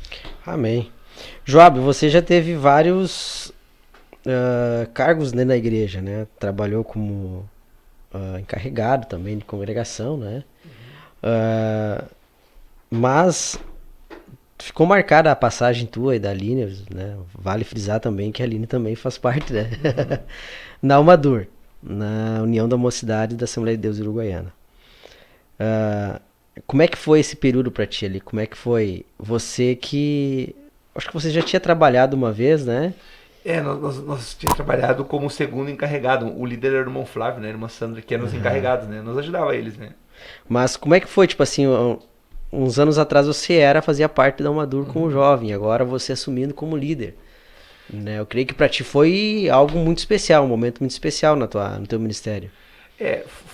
Sempre que eu tenho que tomar uma decisão, assim, são momentos que a gente sempre busca que Deus dirija, ora para que Deus tome a direção, porque tem que ser assim, né? A vida do crente é assim. E eu lembro que a Almadur para mim era algo especial, por quê? Porque né, é onde eu comecei, quando eu comecei a me aproximar de Deus, foi nos cultos da Almadur da Vila Júlia, né? Da congregação. Então foi uma coisa que foi crescendo, e foi ali que eu comecei a pregar, entendeu? Eu preguei em retiros da Almadur mais de 10 anos, assim, então foi tudo, e cada retiro era uma experiência diferente, era uma coisa marcante e tal, então foi uma coisa assim que foi meio pontuando a minha vida. Quando eu saí eu trabalhava com o irmão Flávio e saí, foi um momento difícil para mim e para a Aline, porque na época eu tinha 21 anos e a Aline tinha 19. Então nós estava ali, ó, na juventude, entendeu? Nós estava ali envolvido com a juventude, trabalhava com a juventude e daqui a pouco nós tivemos que sair da juventude. Parece que foi um corte para nós, porque você é jovem, trabalha com jovem, né? Na época eu era vice-líder da juventude, já trabalhava ali com 21 anos e daqui a pouco tem que sair. Mas eu vi como necessário, né? Aí nós fomos trabalhar com os irmãos na época conhecido como Setor 7, que eram vários cultos, tinha culto quase todos os dias. E a gente trabalhava e nesses pontos quase não tinha jovem, era só eu e Eline os mais jovens, né? Então a gente meio no começo foi meio difícil a adaptação, assim, porque era só gente jovem e não tinha jovem. E a gente sentia que meio tava sendo cortado um pedaço da nossa juventude, entendeu? Porque com 21 anos e 19 saí da juventude para trabalhar num setor já, só que ao mesmo tempo era a questão da pressa de Deus, era a questão do tempo de Deus, né? Não é pressa, do tempo de Deus. Tipo, as coisas aconteceram muito cedo. Então com 21 anos eu já estava saindo da juventude para trabalhar num setor. Mas de certa forma, como jovem, e a gente era muito envolvido naquele ambiente de Umadur, a gente sentiu. Daí nós trabalhamos em congregação um tempo fora e foi bem na época. Aí depois quando veio o pastor Argemiro para cá. Eu lembro que depois o irmão Pedro estava com o irmão Leonardo, que eles eram os encarregados, e o irmão Pedro e o irmão Leonardo falaram com nós para nós vir ajudar eles lá no Quevedo. Daí nós saímos do setor trabalhar com os irmãos e fomos trabalhar com os jovens na subsede, né? E também assessorar na geral, né? E aí nós voltamos ali, mas ali estava bom porque eu pregava, não era responsável, e no final do ano tive que tomar a decisão de voltar para Maduro de vez, né? Aí voltar como dirigente da Maduro, e aí eu tinha que meio que nem eu disse, ele conversava, tem que morrer pro ministério, né? Porque, tipo, a Almadura é sábado, domingo, né? Todo dia ali e tal. E os cultos principais eram sábado de noite, domingo de manhã, então. E as pregações também eram no sábado e domingo, então ficava muito complexo. Mas aí eu meio senti assim, ó, que eu tinha uma dívida de gratidão com a Almadura, entendeu? Porque foi ali que eu fui batizado no Espírito Santo, foi ali que eu conheci a Aline, foi ali que nós casemos, foi ali que começou o ministério, foi ali que eu comecei a pregar, tudo aconteceu ali, né? Então daqui a pouco o pastor me chamou ali e disse, eu preciso que tu volte para Amador e tal, eu quero que tu assuma esse trabalho aqui, Deus falou comigo e tal. E aí tipo eu me senti meio assim como uma dívida de gratidão assim aquele departamento assim que foi onde eu surgi, né? Então nós voltemos. E aí foi a hora que eu tinha que renunciar à questão de pregação, tudo, né? Que eu já estava pregando aqui na volta, Itaqui, Alegrete, Quaraí, tudo na volta, eu tive que meio abandonar, né? Para mim poder estar ali presente. Então foi um momento de renúncia. Mas também durante esse tempo que a gente teve na Umadura, assim, foi muita intensidade, né? Porque na época até eu costumo brincar que na época assim os filhos eram os próprios jovens, porque a gente não tinha Alice, não tinha Miguel, né? Então a gente tava quase todo dia nos setores, nos bairros, e fazia o que fazia, né? Fazia galpão na Amador, tudo. As invenções foram muitas, né? Muitas criação nessa época aí, porque nós tava intenso. Entramos de cabeça, né? Entramos de cabeça no trabalho. Depois que tu saiu da Almadur, você acabou assumindo o Vigilhão da Fronteira, né? Uhum. Foi um projeto aí que surgiu aqui na Assembleia de Deus, acontecia lá na Banff, né? Era uma vez... A cada 2 meses. A cada 2 meses, né? E teve testemunhos ali marcantes, né? Eu lembro um testemunho ali, né? Que o pessoal foi fazer o trabalho lá no trevo e não deu pra fazer, né? Foi muito marcante. E foi marcante, né, mas o dia, assim, as coisas como acontecem são extraordinárias, né? Eu lembro que no dia, naquela noite, eu tava com questão de pregação e tal, mas o pastor ele me falava, né? O pastor de mim falou, eu preciso que tu se envolva aqui na igreja também, eu preciso que tu se envolva aqui. E eu não tava envolvido em nada, porque eu saí do Maduro não tava em nada, né?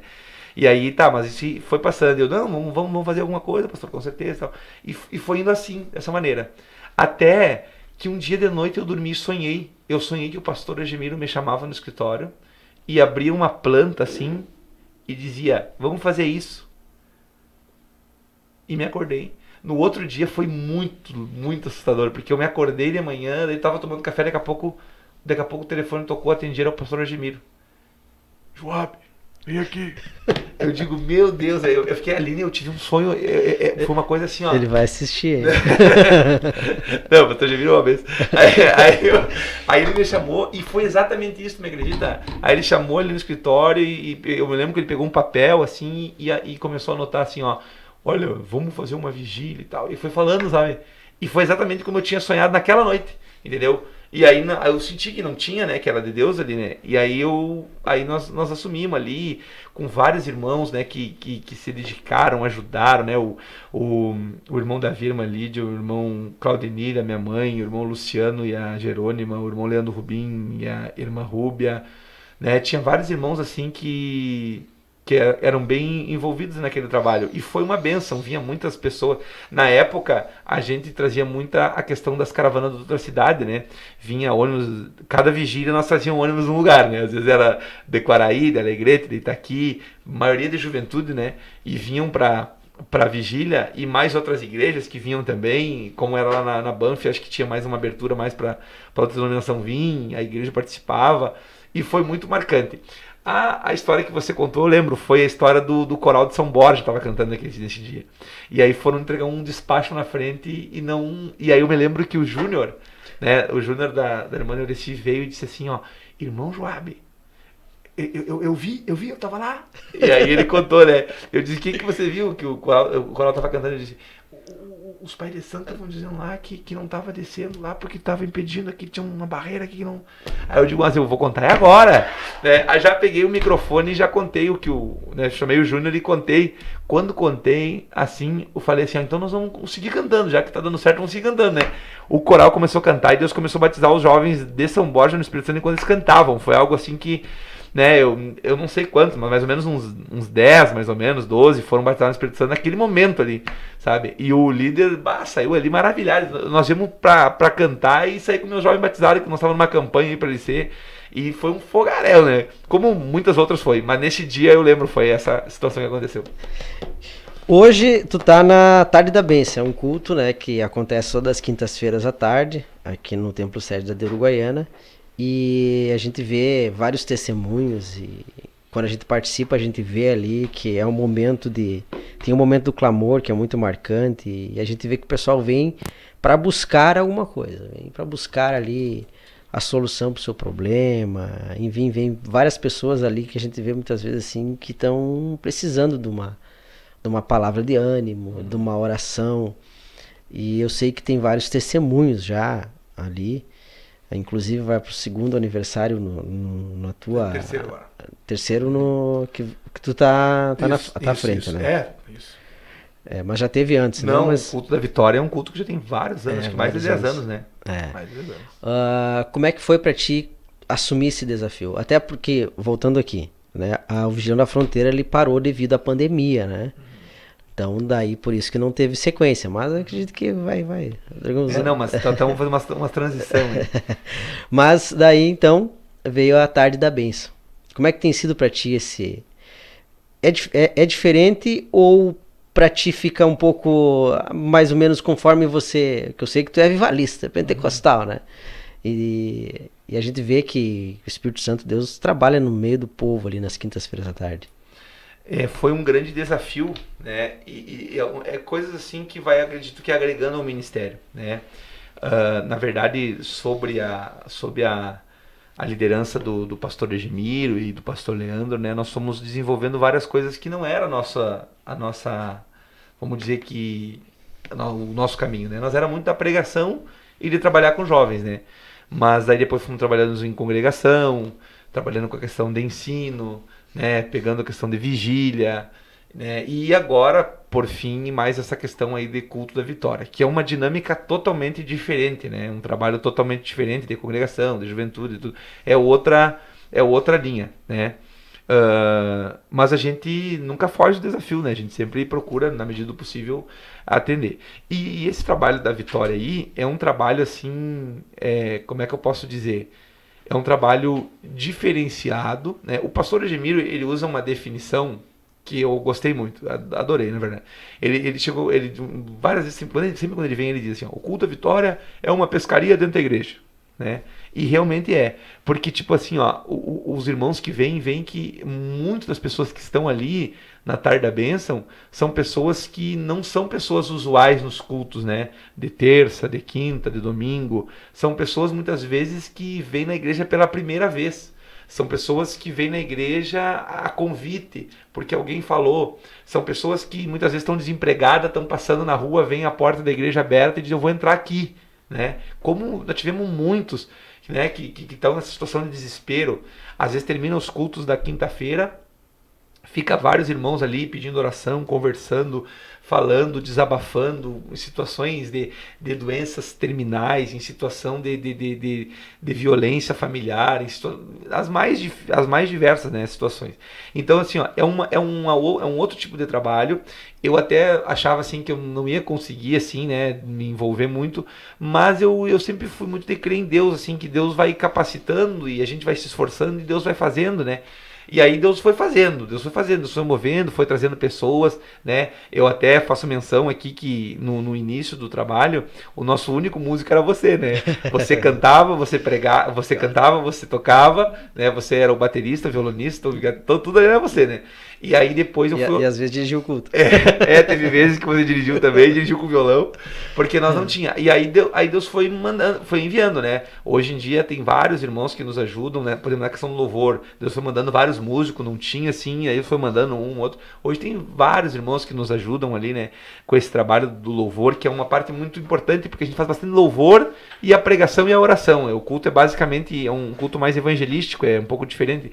Normalmente não tem coral, né? Não é um outro tipo Eu digo que é um culto mais objetivo, né? É um culto mais objetivo e mais evangelístico, né? Como disse o pastor. Só que daí o que acontece? A gente, o legal ali tu ver o ponto assim que a gente é muito motivador, são dois.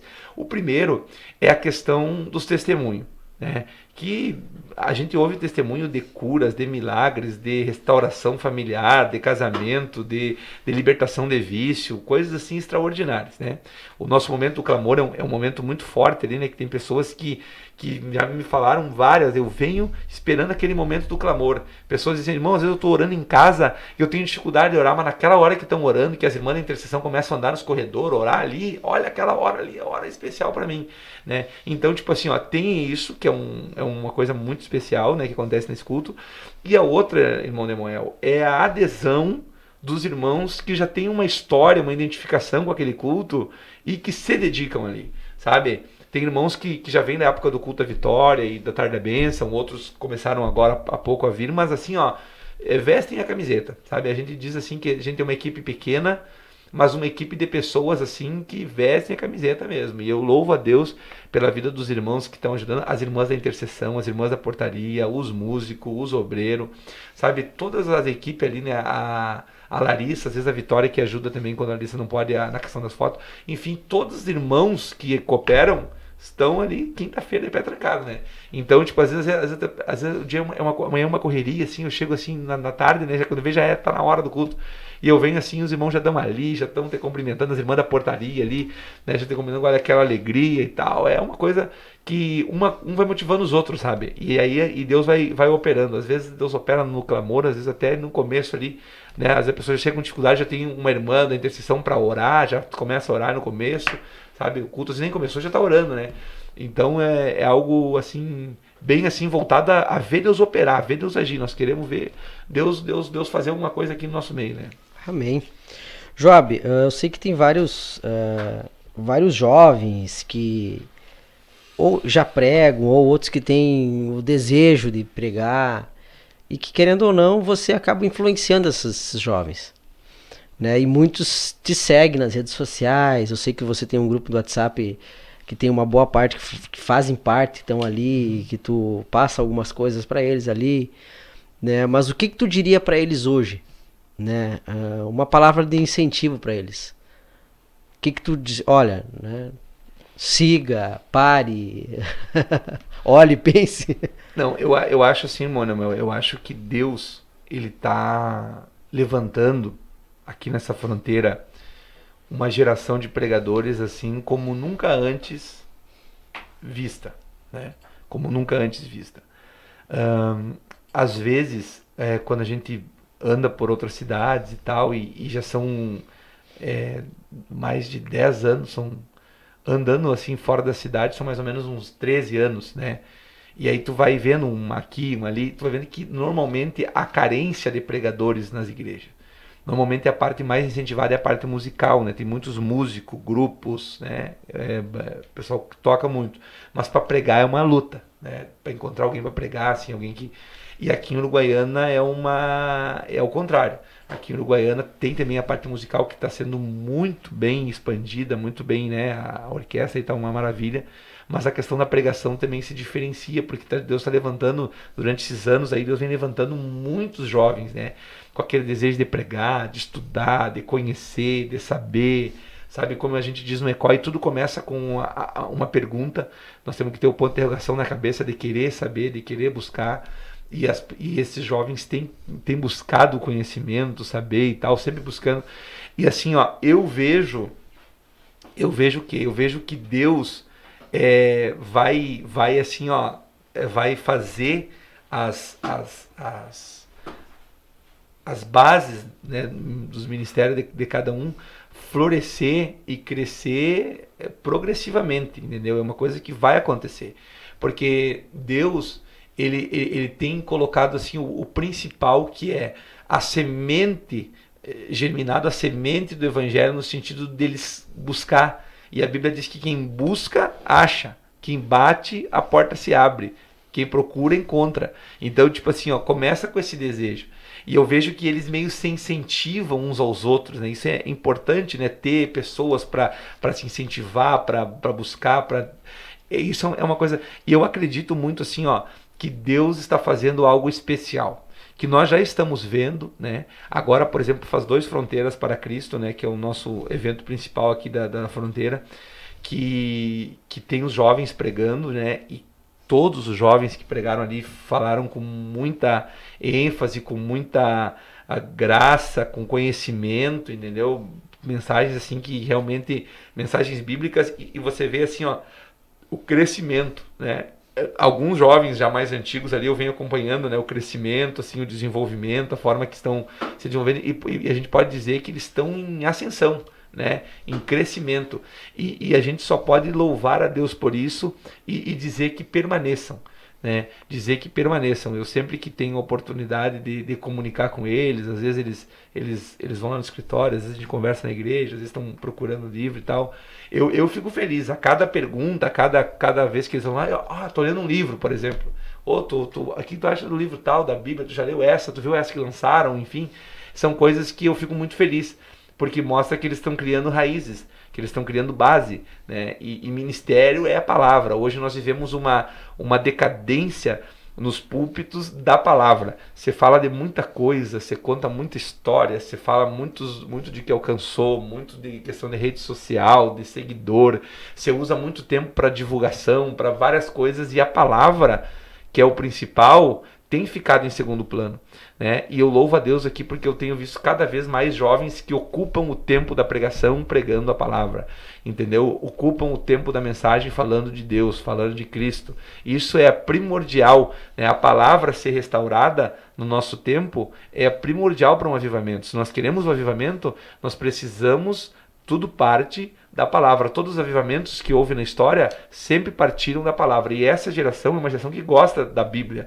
É uma geração que muitas vezes a gente vê outras pessoas que vêm de fora e olham os jovens pregar aqui. Os jovens aqui, pregam 30 minutos, 40 e é 30 minutos, 40 de Bíblia, todo o tempo, eles não, entendeu? Então, tipo assim, ó, isso é algo que com certeza eu oro, e oro todas as noites, né? Todas as noites que eu oro que Deus venha continuar levantando mais, e aqueles que Deus está levantando, consolidando, né, firmando, né, direcionando. E Deus tem levantado, né, o pastor Argemir, o pastor Leandro, com este ECOI, com essa teologia, para dar embasamento, para dar direcionamento, para dar instrução, porque são verdadeiros tesouros que estão sendo lapidados, né? São verdadeiros tesouros que estão sendo aperfeiçoados, melhorados, aprimorados para ser usados. Deus, às vezes, eu falava agora no final de semana, numa pregação, no sábado, num congresso, eu dizia que Deus demora mais tempo, né, nos construindo do que fazendo de nós um construtor, né? Por exemplo, agora esse ano eu estive estudando uma mensagem, até não acabei não pregando a mensagem, mas eu estava estudando sobre Noé, né? Noé, Deus demorou muito mais tempo construindo um Noé do que Noé construindo uma arca, porque é mais difícil construir o Noé do que o Noé construir a arca. O Noé construir a arca foi 120 anos, mas construir um Noé, né, foi muito maior. Jesus teve um ministério de 3 anos, mas o construir de Jesus foi 30 anos. Então sempre demora mais para Deus nos construir do que a obra que nós vamos construir. O presidente Abraham Lincoln nos Estados Unidos, ele disse: se tivesse 6 horas para cortar uma árvore, eu gastaria 4 afiando o machado. Por quê? Porque um machado bem afiado é muito mais fácil de cortar a árvore, leva muito menos tempo. Então é isso que a gente vê. Nós precisamos nos preparar. Eu dizia uma frase na época da juventude que muitos jovens, né, já queriam pregar e tal. Eu dizia assim, ó: muito pior do que você não ter a oportunidade é você ter a oportunidade e não estar preparado. Porque se você não teve, a culpa não é sua. Agora, se você teve e não estava, a culpa é sua. Entendeu? Então, é essa questão. Eu vejo que as turmas, por exemplo, do ECOI, o pastor lança em seguida, já fecha as turmas, já está lotado, já vem outra, e já tem outra. Agora o ECOI 2, tudo é coisas que Deus tem dado, né, aos nossos pastores, direcionando para fazer esse trabalho aí desse aperfeiçoamento, dessa lapidação desses jovens, e nós vamos ganhar muitas almas e vamos saquear o inferno aí nesse tempo, se Deus quiser, em nome do Senhor Jesus. Amém. Então vamos lá. Família. A base, né? Família é a base de tudo, é o alicerce de tudo parte, né, da família. Às vezes esse dia eu estava conversando com a Aline sobre isso, e aí eu comentei, né, que tudo começa ali, né? Começa no ambiente familiar, né? E Deus vai dando outras coisas que vão ornamentando, né? Mas a base, o centro de tudo começa na família, né? Deus. Prioridade. Quando tu faz de Deus a tua prioridade, tu é prioridade para Deus, né? A importância que dá para Deus é a importância que Ele te dá, né? Então, se tu fizer de Deus a prioridade, tenha certeza que Deus vai priorizar os teus sonhos, os teus planos, os teus projetos. Igreja. Igreja é algo que é o sal da terra, é a luz do mundo, é algo que tem sido muito combatido nesse tempo, né? É algo que tem sido muito, assim, ó, as portas do inferno estão pressionando a igreja, mas se ainda há um faro de esperança é porque a igreja está aqui. Amizade. A amizade é algo assim, talvez uma das coisas mais valiosas que exista, né?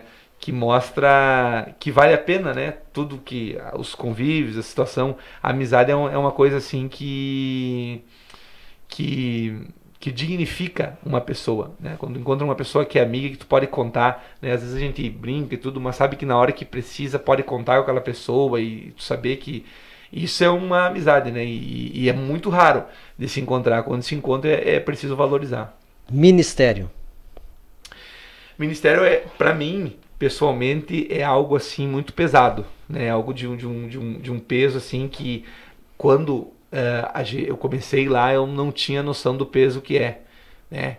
O peso que é às vezes tu ser o exemplo, o peso que é às vezes tu ter que fazer uma coisa que ninguém mais vai fazer, o peso que é tu ter que renunciar a coisas que os outros não renunciam, o peso de às vezes tu querer falar e ter que se calar, e várias outras coisas. Então é uma coisa pesada. Ministério, como eu costumo dizer, ministério não é o microfone na mão e a palavra na boca, né? Ministério é tu ter uma estrutura, né? Ministério é tu ter uma base sólida, firme, para aguentar as pancadas que vem, né? Uma palavra. A palavra de Deus, no caso? Não, uma palavra que te define.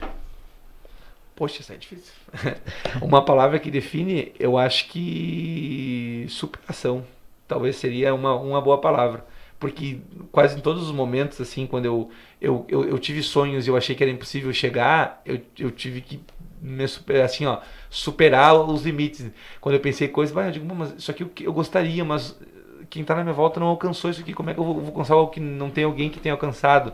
Aí eu tinha que ir lá acreditar que eu ia conseguir, que eu ia, sabe, aquela coisa, acreditar que se ninguém alcançou, tu vai alcançar, se ninguém chegou, tu vai chegar, se ninguém, sabe, tipo, a superação de saber muitas vezes que as coisas estão contra ti, mas mesmo assim tu lutar com todas as tuas forças, assim, e acreditar. E eu acho que a nossa vida, ela precisa sempre, cada vez mais de superação, porque cada vez, para qualquer sonho, né, muitos vão olhar o teu sonho, mas não vão ver o caminho que tu trilhou para chegar no teu sonho. Só que nesse caminho a palavra-chave vai ser superação. Tu vai ter que se superar. Tu vai descobrir que tu era forte quando tu achava que tu era fraco. Tu vai descobrir uma força que tu achou que tu não tinha.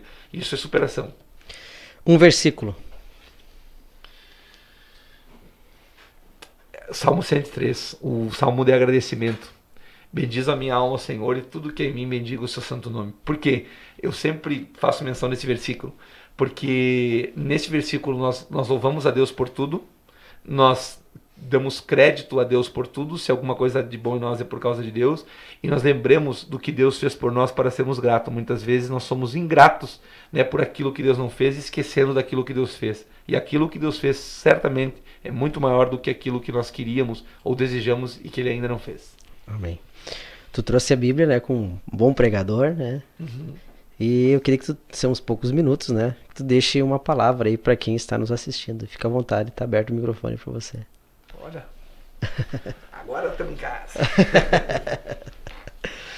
Irmãos, eu vou deixar um texto que está no livro de Gênesis, capítulo 12, tá? Vai ser uma palavra da casa muito breve, né?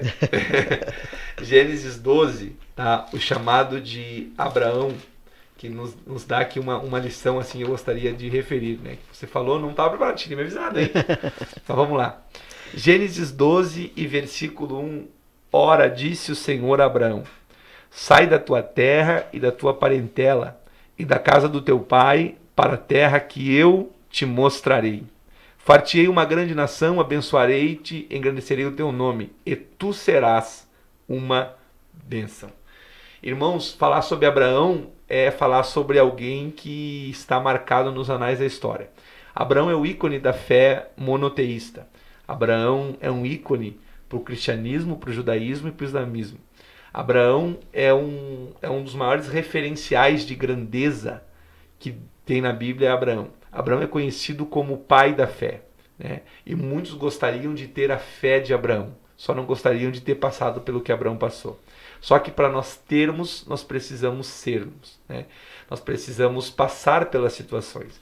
E aqui nesse texto que Deus chama Abraão, eu gostaria de fazer menção de algumas lições brevemente. A primeira é do princípio que vai junto da promessa. Deus faz uma promessa: abençoar-te-ei, tu serás uma bênção, engrandecerei o teu nome. Mas junto Deus coloca um princípio: sai. Para viver a promessa do ser, ele precisa seguir o princípio do sair. Se ele não obedece o princípio do sair, ele não viveria a promessa do ser. Então, sempre junto da promessa que você tem, vai ter um princípio. E porque muitos estão frustrados com promessas de Deus, mas parados à beira do caminho, né? Quem sabe alguém que nos ouve. Porque em algum momento você abandonou o princípio. E o que valida a promessa é o princípio. Você cumpre o princípio e Deus cumpre a promessa. Você descumpre o princípio e Deus não se responsabiliza pela promessa. Então, o que acontece? Nós precisamos, sempre que Deus faz uma promessa a alguém, Deus sempre junto da promessa ele coloca o princípio. Por exemplo, Josué. Deus disse assim: tu farás esse povo herdar a terra, mas tem um princípio: anda fielmente na minha presença. Então sempre vai ter o princípio. E nós precisamos observar o princípio. E essa palavra aqui nos mostra: para viver a promessa do ser, ele precisava seguir o princípio do sair. Aí Deus diz assim, ó: vai para um lugar que eu te mostrarei. Ou seja, ele está indo para um lugar que Deus não está mostrando o lugar. Deus não disse para ele aonde ele ia. Deus disse que iria mostrar o lugar. Você sairia de casa com alguém que não te dissesse para onde está te levando? Possivelmente não. Se você parasse um ônibus na sua frente, você não sabe para onde que o ônibus está indo, você entraria ou você perguntaria para o motorista para onde esse ônibus está indo? Né? É alguma das perguntas que surge. Deus aqui não diz para onde vai, Deus só disse sai. Abraão ficou ou saiu? Mesmo sem saber para onde ia, diz a Bíblia que Abraão saiu. Por quê? Porque Abraão entendia um princípio. Qual? Melhor do que saber para onde estamos indo é com quem estamos indo. Né? Então ele sabia que ele estava com Deus. E se ele estava com Deus, poderia ser o lugar que fosse. Se fosse deserto, ia florescer. Se fosse deserto, ia ter água saindo dos poços, ia ter provisão, ia ter providência, porque Deus estaria com ele. Muitas vezes mais importante do que o lugar que você está é quem está com você. Às vezes você está num lugar pequeno, num lugar simples, num lugar que muitas vezes não tem visibilidade, mas se Deus está contigo, é o que importa. Lembra de Gideão? Ele estava num lugar pequeno, num lugar simples, mas diz a Bíblia, e o anjo desceu no lagar, o anjo estava lá. Se o anjo estava lá, o lugar pode ser pequeno, pode ser desértico, mas vai ter bênção e vai ter milagre. E por fim, no final do versículo 2, já encerro, e tu serás uma bênção. Aqui nós temos um ataque, né, à teologia de hoje do receba a bênção. Né? Jesus, ele disse, tu serás uma bênção. Né? Ou seja, a bênção somos nós. Né? Às vezes nós ficamos muito à procura da bênção e esquecemos que a ordem é que nós sejamos uma bênção. Né? Você é a bênção de Deus na sua família. Você é a bênção de Deus na sua escola. Você é a bênção de Deus no seu bairro. Você é a bênção de Deus na sua igreja. Você é a bênção de Deus onde você está. A bênção de Deus está sobre ti. Abraão nunca seguiu a bênção que lhe seguiu. Por quê? Porque ele obedeceu o princípio de sair. E quando ele obedece o princípio de Deus, Deus honra através da sua palavra aquele que segue. Então não é ele que segue a bênção, é a bênção que passa a lhe seguir. Aonde Abraão cavava poço, Manuel, tinha água. Aonde Abraão ia, florescia. O deserto que ele entrava era um deserto produtivo. Por quê? Porque a bênção estava nele.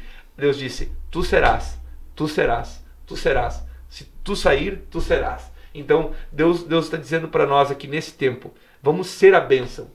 Vamos ser a bênção de Deus para essa geração.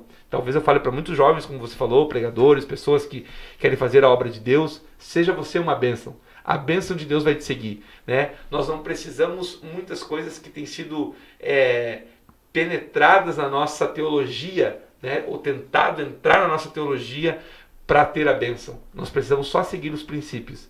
Se tu seguir o princípio, tu vai comer o melhor dessa terra. Se tu seguir o princípio, tu vai ser abençoado. Se tu seguir o princípio, tu vai ser a bênção que tu deseja ter. Seja e você será. Amém. Obrigado, Joab. Deus abençoe tua vida grandemente, né? Abençoe tua família, o teu ministério. E somente agradecer aí por ter tirado esse tempo da tua tarde aí, né? Para estar conosco. Amém? Foi um prazer muito grande, agradeço pelo convite. Oro para que Deus venha abençoar esta programação, que muitas pessoas que assistirem sejam abençoados e que esse programa venha ter muitos novos capítulos e a cada capítulo venha inspirar, venha motivar, venha abençoar, venha instruir a todos aqueles que assistirem. Eu tenho certeza que isso será feito e o nome do Senhor será glorificado através da sua vida, e cada um que sentar aqui nessa cadeira vai ter uma história, né, para contar, que manifeste a grandeza de Deus e que manifeste o poder de Deus e o quanto Deus opera e age no nosso tempo, na nossa vida, na vida daquele que se dispõe e quer uma ação de Deus na sua vida. Amém.